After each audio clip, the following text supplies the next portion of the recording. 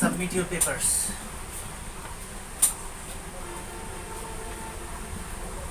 কোন সাবজেক্ট পড়াশোনা করেছেন? নাম কি আপনার? জিনিয়াস ডে, এই জিনিয়াস দিবস কবে? পদার্থবিজ্ঞানের স্টুডেন্ট জানা উচিত। জিনিয়াস ডেটা কেন পালন করা হয় জানেন? 14ই মার্চ জিনিয়াস ডে। এদিন একজন বিখ্যাত ব্যক্তি জন্মগ্রহণ করেছিল। কে? Sir Albert Einstein. কোন ক্যাম্পাসে ছিলেন? BL college? আচ্ছা আচ্ছা আচ্ছা।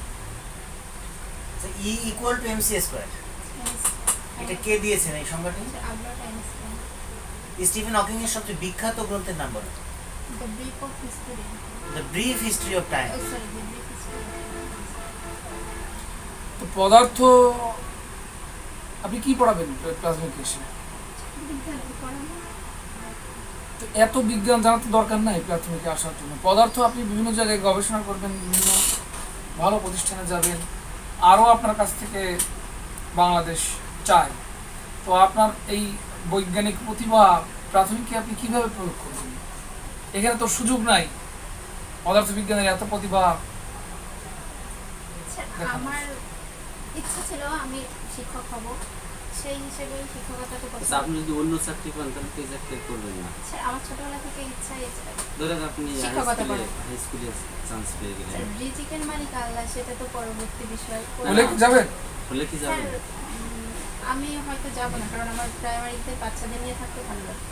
সাম্প্রতিককালে 1300 কোটি বছর আগের একটা ছবি নাসা রিলিজ করেছে।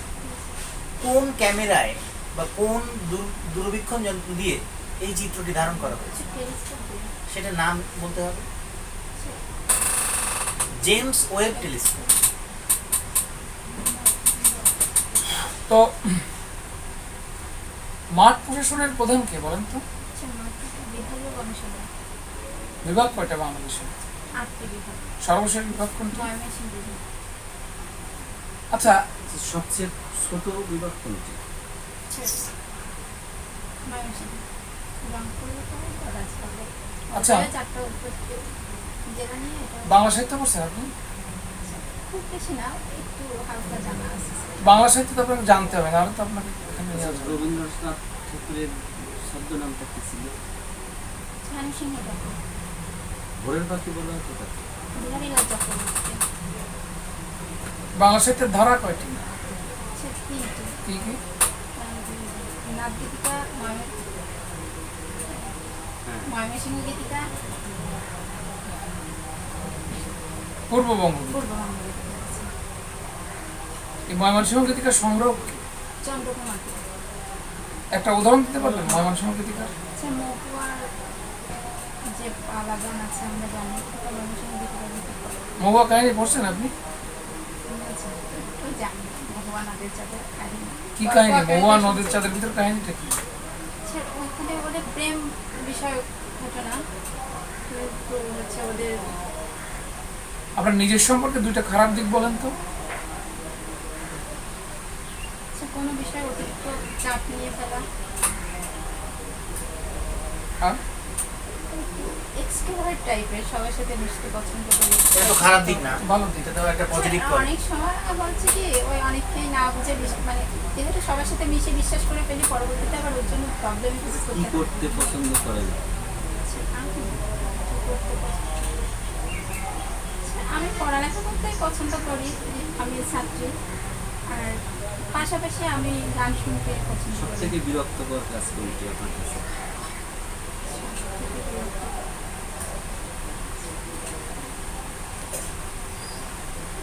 অতিরিক্ত চেঁচামেচি শুনতে আমার খুব রাগ হয়। এখানে তো অতিরিক্ত চেঁচামেচি যায়। মনে করেন যে আপনার ক্লাসে আপনি primary teacher, as a primary teacher আপনার তো সবসময় বিরক্ত ওই চেঁচামেচির ভিতর থাকতে হবে। বাচ্চাদের তো ওদেরকে মমতা দিয়ে ভালোবাসা দিয়ে বোঝালে ওরা তখন অনেক নরম হয়ে যায়। ওরা হচ্ছে কাদামাটির মতো, ওদেরকে যেভাবেই আপনি ছোট থেকে তৈরি করার চেষ্টা করবেন, ওরা ওইটাই হবে। আমি ওদের চিল্লাপাল্লা, আমার ভালো ব্যবহার বা আমার দ্বারা ওরা আশা করি চিল্লাপাল্লা করবে না। বাচ্চাদের সাথে মেশার কোয়ালিটি ইনশাল্লাহ আছে। আচ্ছা বলেন তো, to be or not to be, that is the question. হ্যাঁ, এই ডায়লগটা কার? শেক্সপিয়ার।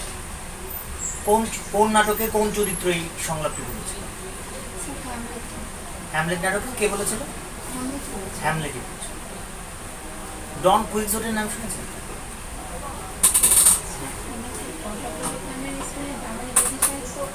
শুনুন, আপনাকে জব পাইতে গেলে সব বিষয়ে এক্সপার্ট হওয়া লাগবে। আপনার শুধু পদার্থবিজ্ঞান এক্সপার্ট হলে তো হবে না। You have to be jack of all trades, master of none. কারণ আপনি প্রাথমিকে পড়াবেন, সবই আপনার জানা। এখানে আপনার অ্যাপ্লাই করতে হবে।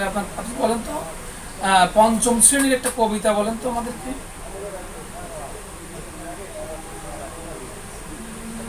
ভুই চাপাতে ভরে গেছে শিউলি গাছের তল, মারাশি মা পুকুর থেকে আনবি যখন জল। কোন কবিতার লাইন? কাজটা দিদি পড়েননি আপনি? আচ্ছা, পড়েছি, তো মনে পড়ে। কাজটা দিদি পড়েননি? জি স্যার, পড়েছি। কার লেখা কাজটা দিদি কবিতা?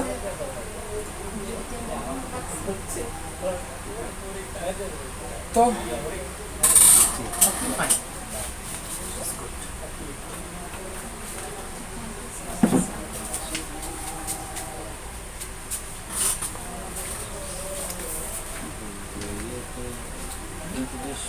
বেশ ভালো, উপস্থাপনটা খুবই চমৎকার, আচ্ছা, প্রকাশভঙ্গি খুবই চমৎকার, ব্যক্তিত্ব